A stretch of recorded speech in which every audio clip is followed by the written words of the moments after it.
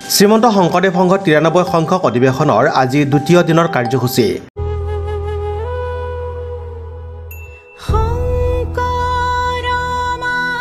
তদুপলক্ষে অধিৱেশনস্থলীত আজি লক্ষ লক্ষ ভকত বৈষ্ণৱৰ আগমন ঘটে। লোকে লোকাৰণ্য হৈ পৰে শ্ৰীমন্ত শংকৰদেৱ সমন্বয় ক্ষেত্ৰ ৰঙিয়া মৰাণজানাৰ ভৈৰা হাতীখলা পথাৰ। আনহাতে অধিৱেশনৰ আজি 10 ফেব্ৰুৱাৰীৰ দ্বিতীয় দিনৰ কাৰ্যসূচী অনুসৰি দিনৰ ভাগত পৰিৱেশ নিকাকৰণ, প্ৰাতঃপ্ৰসংগ, নাম প্ৰসংগ, জিলা শাখাৰ সভাপতি সম্পাদকসকলৰ সন্মিলনৰ লগতে সাহিত্য শাখা সমিতিৰ মুকলি সভা অনুষ্ঠিত কৰা হয়।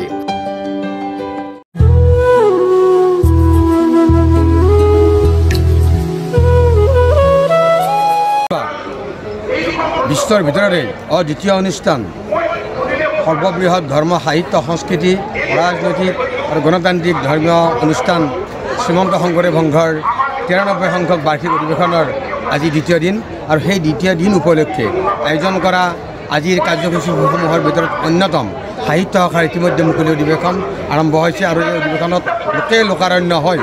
গোটেই আজি এই শ্ৰীমন্ত শংকৰদেৱ সমন্বয় ভূমি আজি এক ভক্তিময় আৰু এক মংগলময় পৰিৱেশত এই সৃষ্টি হৈছে আৰু সকল ভকত বৈষ্ণৱ আই মাতৃসকলৰ মাজত এটা আনন্দৰ ৰোল উঠিছে আৰু সকলো ৰাইজ আজি এই অনুষ্ঠানৰ কাৰ্যসূচীত আপ্লুত হৈছে।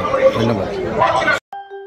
ইয়াৰ উপৰিও বিয়লি ভাগত সংস্কৃতি শাখা সমিতিৰ মুকলি সভা, সমূহীয়া প্ৰাৰ্থনা, নাম প্ৰসংগ, সাংস্কৃতিক সমাৰোহ, অংকীয় নাট প্ৰদৰ্শন আদি বিভিন্ন কাৰ্যসূচী ৰূপায়ণ কৰা হয়।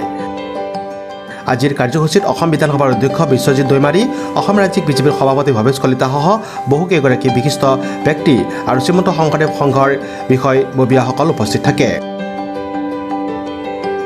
ৰঙিয়াৰ পৰা দিনেশ আগৰৱালাৰ ৰিপৰ্ট, নিউজ এক্সপ্ৰেছ অসম।